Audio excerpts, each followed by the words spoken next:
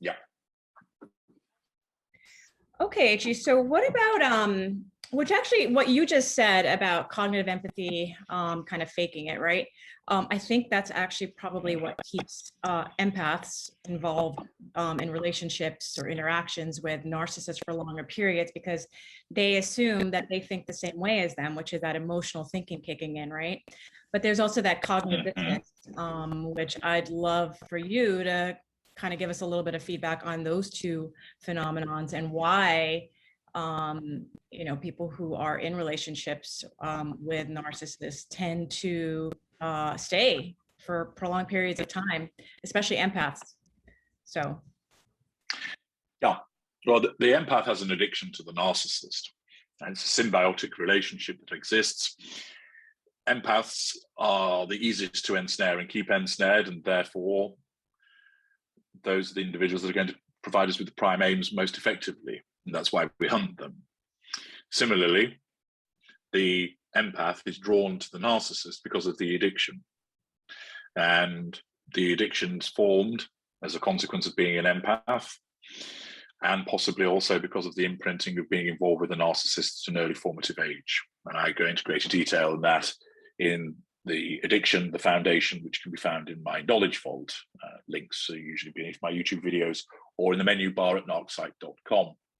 So the addiction is formed in the empath, and that addiction creates emotional thinking. Emotional thinking is the agent of the addiction. What it does is this is a triple threat. It causes that victim to use flawed logic. It causes their traits, both empathic and narcissistic, to be corrupted, and it causes them to feel a particular way, so they act upon those feelings. And so, for instance, it'll corrupt their truth seeker trait. So they think that it's logical to try and get answers from this individual, even though the individual isn't giving them any straight answers. And rather than think to themselves, well, I asked him why he behaved as he did, and his answers really don't stack up for me. That's problematic. I'm not going to keep asking. I'm just going to stay away from this person. Instead, the response is, but I need to know. I need to understand why he ended the relationship. And his answers don't quite make sense to me. So there must be more to it behind it. So I'm going to keep asking him. And of course, that's madness, because all you're doing is trying to make a narcissist be held to account, which of course threatens the narcissist's sense of control. And the narcissist will either feed you a load of baloney, feed you some half-truths, tell you some truths that perhaps you won't like, or will withdraw from you and not answer you whatsoever. And rather than you think, okay, so they don't want to talk to me, fair enough, there we are, I'm going to move on with my life, driven by the addiction and the emotional thinking, the victim thinks, but he owes me an answer. And I don't understand, because everything was hunky-dory to begin with. It was all unicorns and glitter and sweet-smelling roses, and then it all went horribly wrong. If it was like that at the beginning, we must be able to get back to that.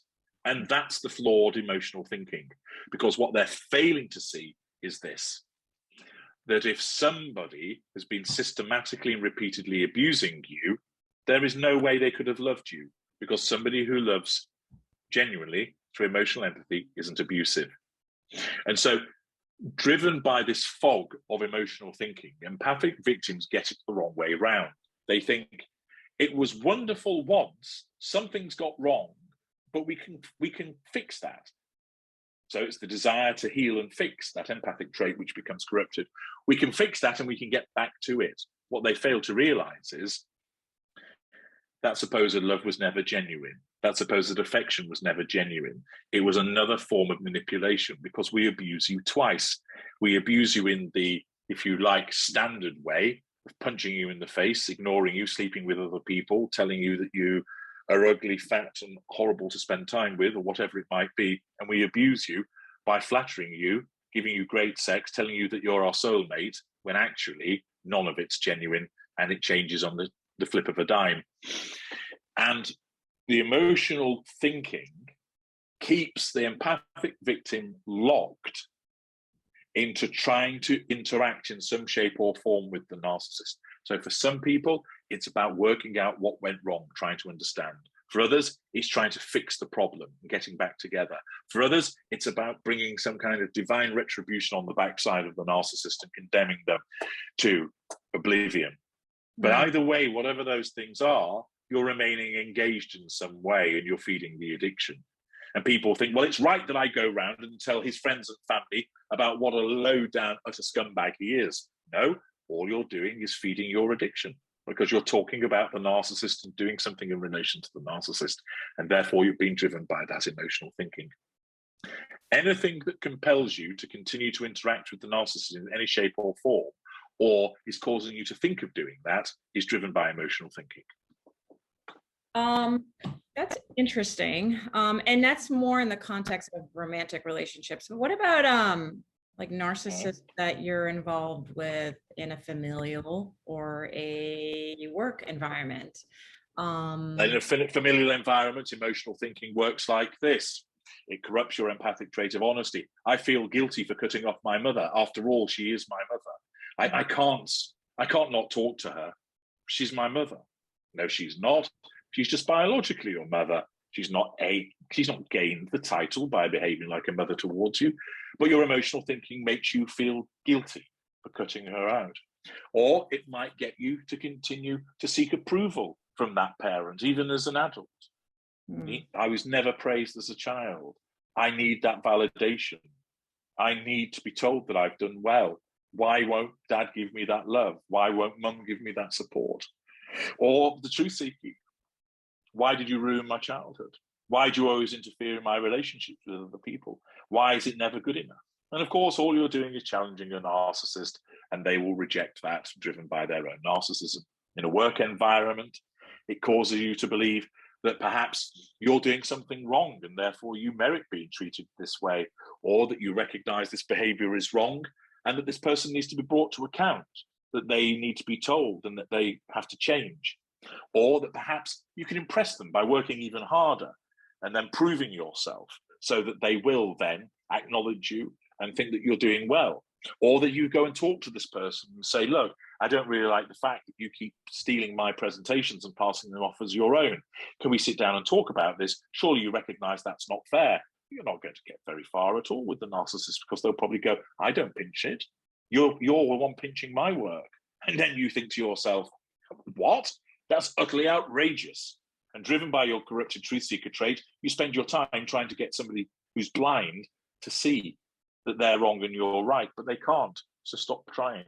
So emotional thinking, as you rightly point out, manifests not just in the romantic arena, it appears in a social arena. Why is this friend not talking to me? Why do they never invite me? I'll go around and chat with them and say, why are you being like this? Being like what? You always ignore me. No, I don't. You do. No, I don't.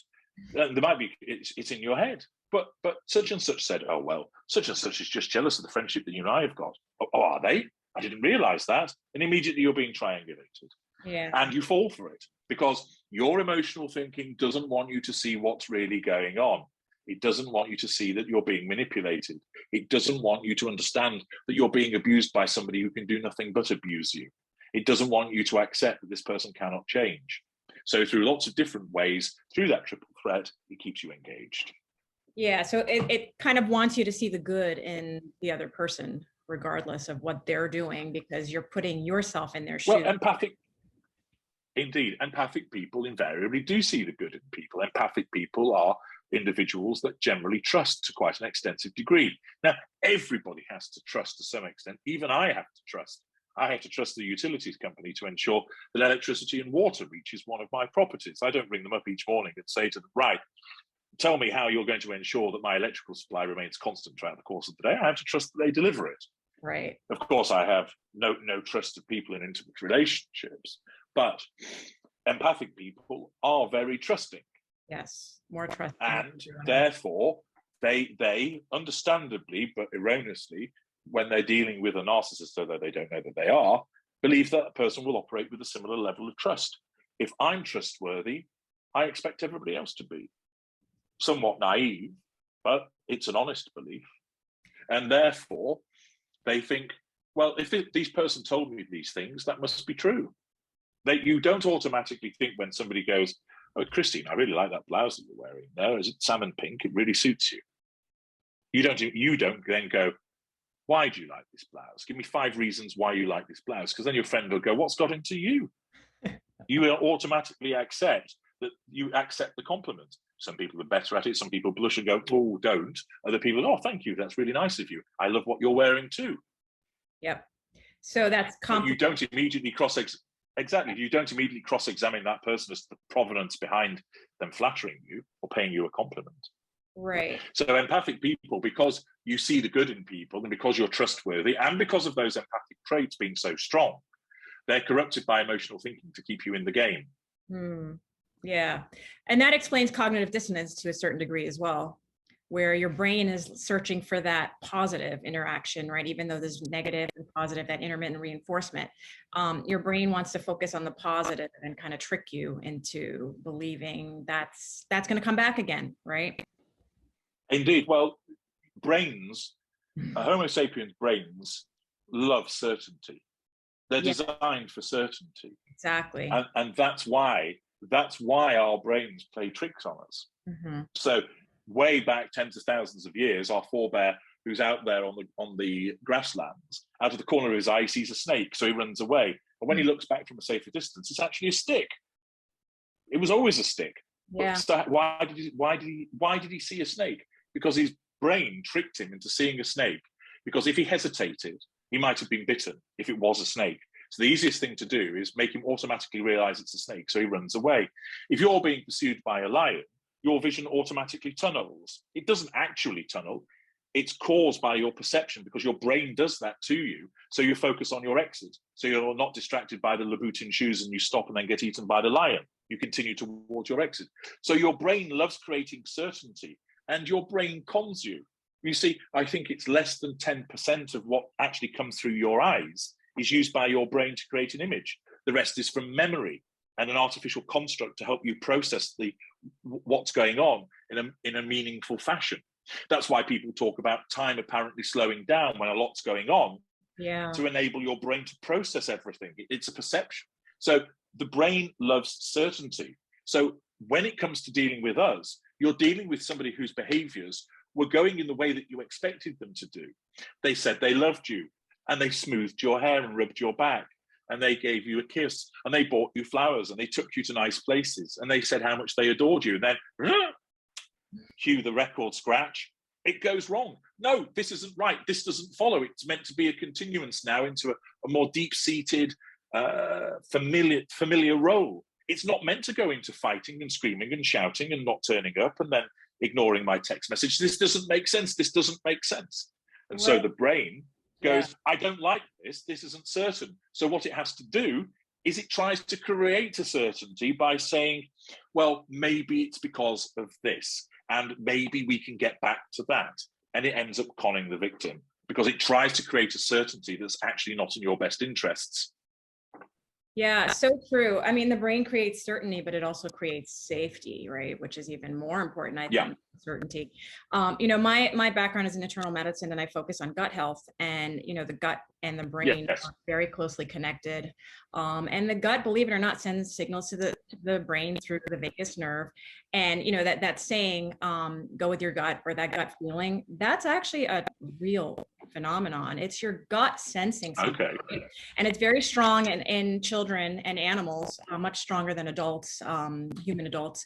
And the reason is, you know, like you said, the brain over time wants to develop the certainty and the safety. And so what does it do? And what are we told in society? Don't judge a book by its cover. Don't judge that person, right? Whereas your gut is telling you, trust me, right? Judge them. So, you know, and cognitive dissonance is unfortunately, I think, what keeps a lot of people in these abusive relationships. So, thank you for that. Thank you for that clarification. I want to move on to fuel, which others call supply, but I actually like the term fuel better as well. We'll have to edit that word out, I think. Oh, okay. Sorry about that. So speaking of fuel, narcissists need control, and they obtain it through the methods that you mentioned earlier, which are the prime aims. They obtain fuel through positive manners, but also through negative manners. And I actually read the book Fuel, which I recommend to everyone listening. I think it's very enlightening. I actually am reading Manipulated right now as well, and I just ordered Sitting Target. Good. So yeah, so very enlightening books. You're very well-rounded, HG. Your YouTube videos, articles, books are very informative and really helpful to so many. And I'd love for you to kind of talk a little bit about positive and negative fuel and how a narcissist actually thrives on both types. And also maybe talk about when a narcissist does not get that fuel and they have a fuel crisis and how that looks. Certainly. Well, thank you for the compliments about my work. That's appreciated. Fuel is our lifeblood. Fuel is the emotional response from others occasioned by our activities. So if I punch someone in the face and they go, ow, I've received some negative fuel. If I tell a girlfriend that her bottom looks big in that outfit and she cries, I've received some negative fuel. If I tell that girlfriend that she looks like a goddess in that dress and she's delighted and elated by smiling at me and thanking me, I've received some positive fuel. And fuel is delivered in lots of different ways. Making a cup of tea is a provision of fuel. The oohs and ahs of somebody's response while they're having sex with the narcissist provides fuel. The tears provide fuel. The shouting and the screaming provide fuel. Buying a birthday present provides fuel. Giving a promotion provides fuel. So fuel comes in lots of different ways, and it's divided into positive and negative. And as I alluded to earlier on, or rather mentioned, negative fuel is stronger than positive fuel. It's more potent to us. Fuel is provided by people, and we have different people in our fuel matrices. Tertiary sources, not particularly potent. Secondary sources, more potent. Intimate secondary sources, even more potent. And at the top of the tree, the intimate partner primary source and former intimate partner primary source, who have the most potent fuel. Fuel is delivered in different ways. Written word is the smallest amount, rather. Delivering it in person is the largest amount, and the variations in between, for instance, speaking on the telephone, Skype message, text message, and so on and so forth. And then there's the frequency of its provision. So we have the two different types of, we have three rather aspects to fuel, being amount, potency, and frequency. Now, the narcissist needs fuel in order to both fill up as much as can be possible the emptiness within and to power the construct. So the construct is what is shown to the outside world. And that construct is powered by the fuel. And so the different shards and fragments that are provided by character trait acquisition, they are in effect glued together by this fuel to create the construct. And so that construct is what charms people, is what is friendly and witty, or might put people down, or be particularly competent at certain things. And so the fuel is there to, first of all, fill up the chasm, to relieve the narcissist of that gnawing emptiness that exists, so that it becomes reduced from a sense of impending doom and a descent into oblivion to rowing back from that, moving backwards to a solid sense of unease, to moving back to something of an anxiety, to moving back to a slightly nagging itch, and then going in the other direction.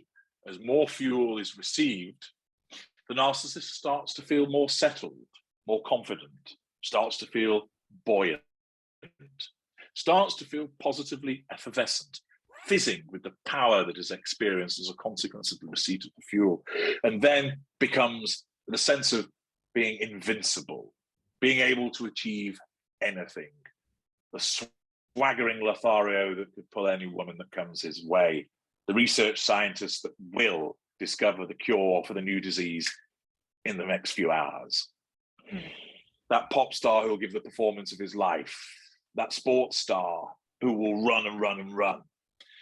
and that sense of being a colossus. So fuel is both there to make the chasm quieten down, to go away, and to power us, to continue to drive us forward as it holds the construct together. If a narcissist, for whatever reason, is denied fuel for a prolonged period of time and has perhaps been wounded, which is like a ship being hauled beneath the water, the fuel leaks away and the fuel levels drop at a drastic rate. And that narcissist then starts plummeting towards a fuel crisis. And those sensations of unease become a greater sense of moroseness, that there's a sense of impending doom. They don't recognize, the unaware ones, that what's actually happening. They don't know that it's a fuel crisis. They just know that something doesn't feel right. They feel antsy. They feel a little bit sort of skittishness. And then there's an anxiety. And then it feels like the world's going to end. And they might even start to feel suicidal. And then, should they have the ultimate fuel crisis, it then starts to demonstrate in terms of self-neglect, withdrawal, essentially stopping functioning. Now, the narcissist doesn't die, but the construct does. The very thing that enables them to function through life crashes. The narcissist doesn't die, but it might push them to a point of the commission of suicide. That can happen. Or they basically almost become so that they can have psychotic episodes. They can almost start to enter a catatonic state. Until then, some more fuel comes along. And like the plant that has been starved of water, denied water, those first few droplets come and it starts to grow again. And once the fuel is revisited, that narcissist then starts to climb back up out of the chasm in which he found himself or herself. And that's essentially part of what goes on in the fuel crisis. So you say a narcissist is not aware of what's going on. I mean, obviously they're feeling what they're feeling. So what do they, what do you think, like, what do you attribute it to? What do most narcissists think that is? Well, some will think, for example, I'm depressed. Others will think, I've just got really bad anxiety. Some may think it's a bipolar episode. Some will just say, I don't know what it is. I just don't feel settled. Something doesn't feel right. Their paranoia will increase. They will think there's people talking about me. There's something going to happen. What are you talking? I don't know, but there's just something bad's going to happen. That sense of impending doom. An aware narcissist, of course, knows what a fuel crisis is, but invariably the aware narcissist never gets anywhere near that, because the aware narcissist is far more accomplished at receiving fuel because they have much larger fuel matrices and more complicated ones. It's your lesser and mid-range narcissists are more likely to suffer that, particularly lessers, because what a lesser can do is alienate so many people, and then they lack the social mobility and cognitive function and perhaps financial freedom to move somewhere. And fuel crises are more apt to happen as well with older narcissists as they become more infirm. So they actually haven't got the mobility to go down a bar and pull some chick to get some fuel. They're housebound. And the children won't come and visit because dad's an irascible old character and basically has turned into a really nasty so-and-so. The wife left him years ago. Friends don't come round anymore because he always barks and is cruel to them.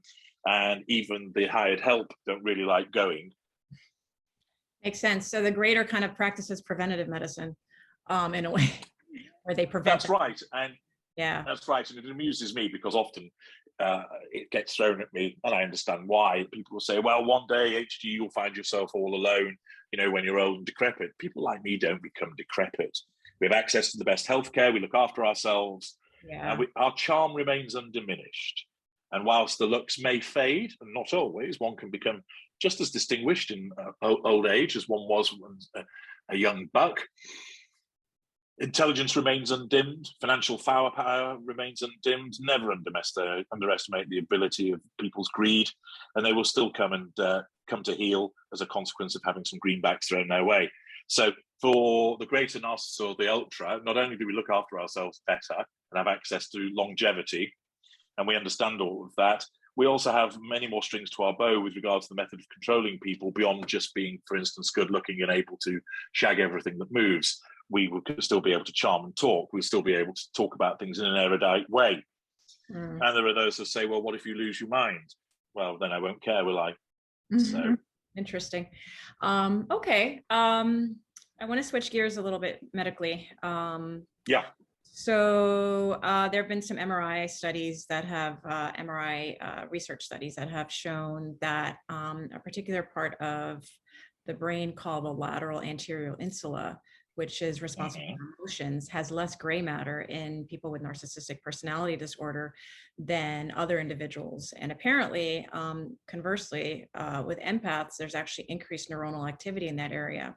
But that connects with the prefrontal cortex, which is a part of the brain that is responsible for impulse control and for executive functioning. And actually, that's part of the brain that doesn't develop in children until even in the early 20s, which is why you can't really diagnose a child as a narcissist.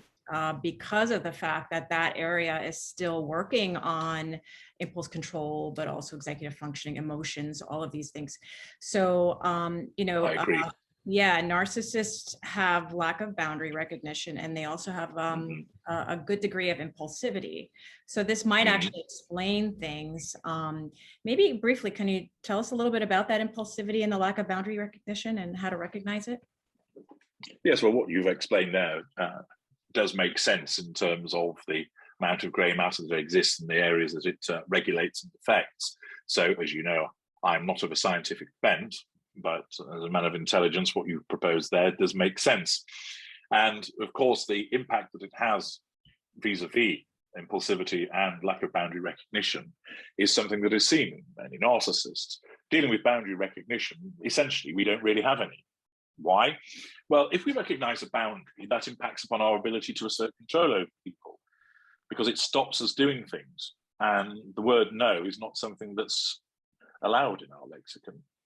So, and the boundaries, of course, are such as walking into somebody's house uninvited, touching somebody without invitation, taking somebody's money, taking somebody's food, you know, stealing somebody's food from a fridge, taking their clothes and wearing them, taking somebody's car, overstaying your welcome, moving in rather quickly, keep spending time over at the other person's house so that you effectively live there, commandeering assets to use as our own, commandeering friends as if they are our own, turning up at events that we're not invited to.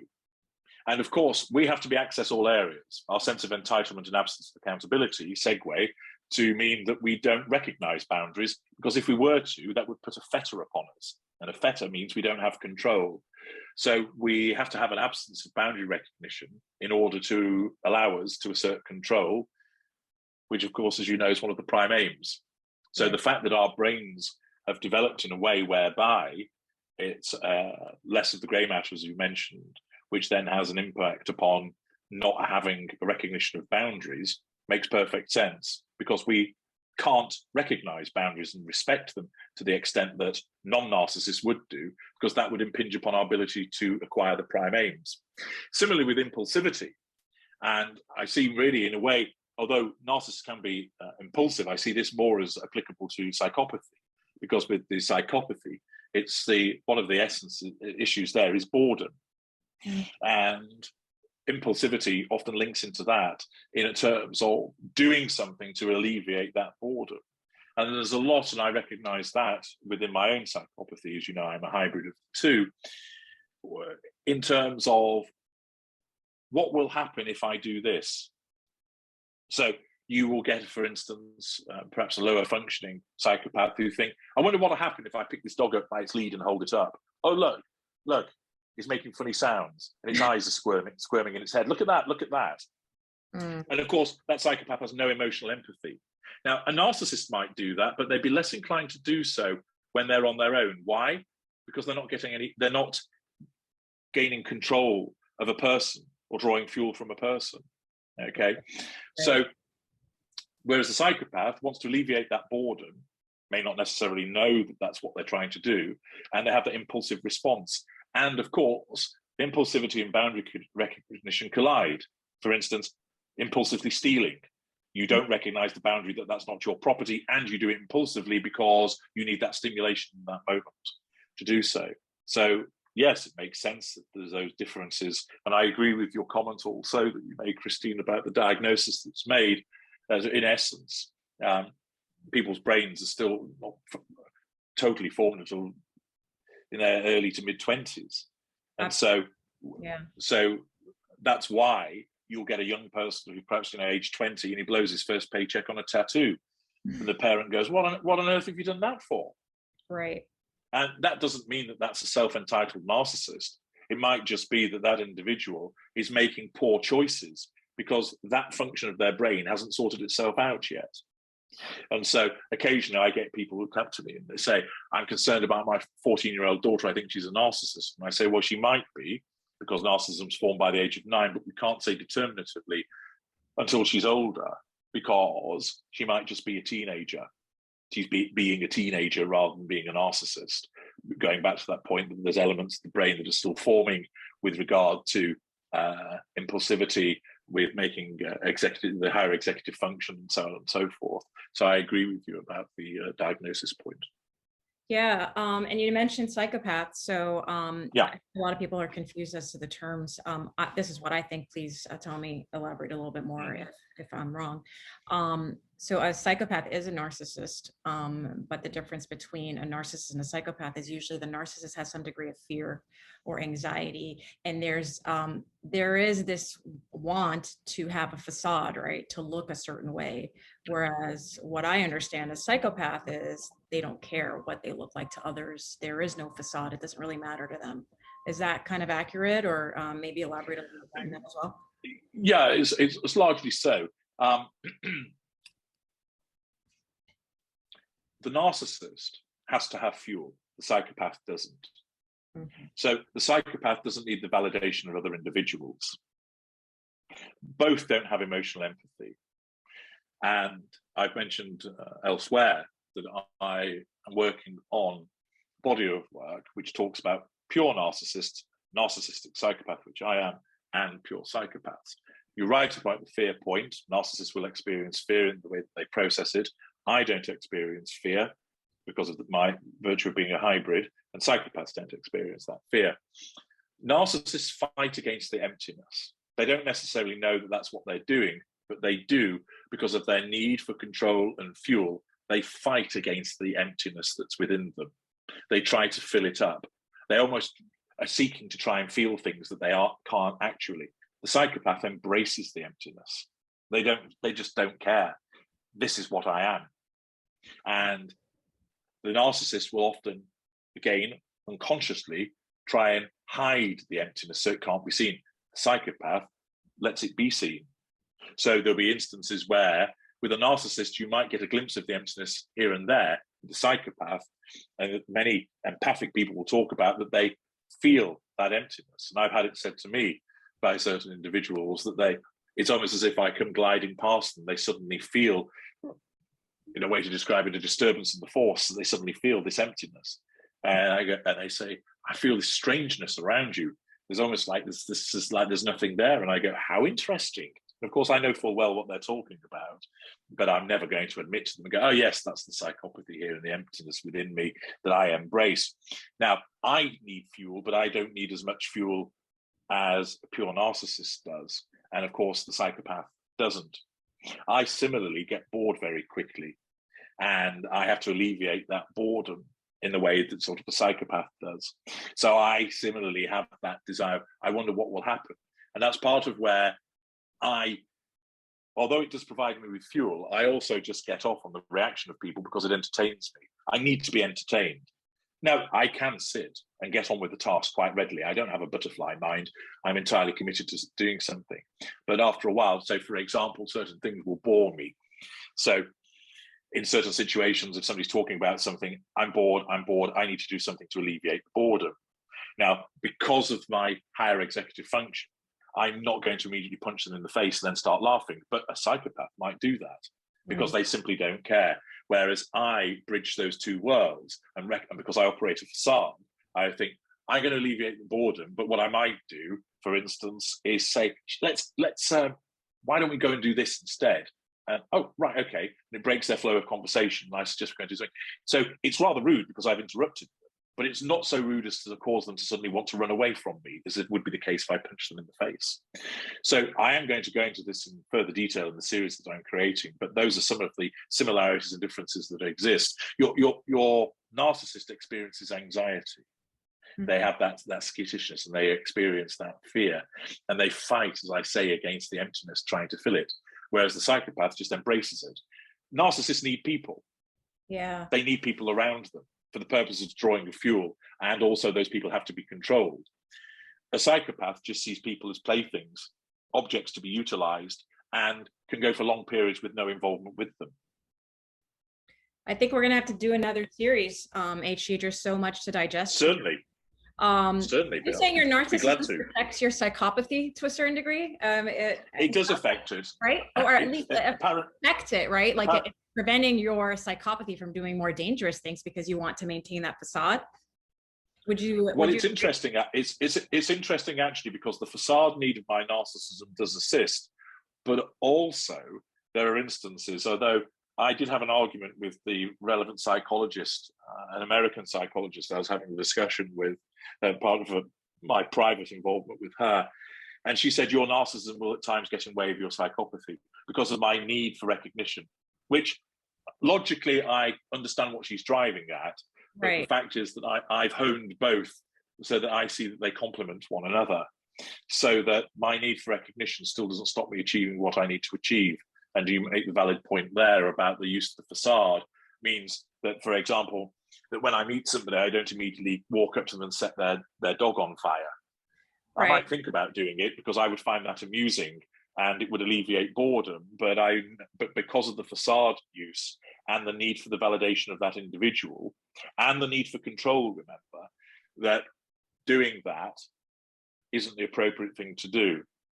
And because I do have a high threshold of control as well, by virtue of what I am, it fights at extremes. There are times where I'm there thinking I love nothing more than to drive a rusty meat hook through this person's malformed cranium. And I think about their eyes spilling from their face and so forth. But I recognize that that would not be the appropriate thing to do, not because I think that's not nice to do that to them, but simply I recognize that would result in difficulties with regard to my need to assert control more generally, i.e. all of a sudden, Her Majesty's finest are chasing after me. And that will get in the way of all of the other things that I need to do. So a lower functioning psychopath may well just grab something and stick it in somebody's neck because they want to see what their face looks like when they're bleeding, and it alleviates boredom, and they're not able to control that impulse that they have in the same way that they steal. That's why so many low functioning psychopaths end up in prison, because they're stupid and they do stupid things and they get caught. Most criminals are stupid. The small number are not. Those are the ones that get other people to do their dirty work, and then they assure that nothing leads back to them, and that's why they maintain their freedom. But most criminals, and of course not all criminals are narcissist psychopaths, many normals are criminals, but generally they tend to be fairly stupid people who either have a low cognitive function or have an inability to control their impulses. Hence they do things which are antisocial, and they end up in the situation that they're in. Very, very, very interesting. We've kind of run out of time, HG, but I think we do need to do another part 3 where... Absolutely. Let me know when and we shall organize that. Absolutely. Thank you so much.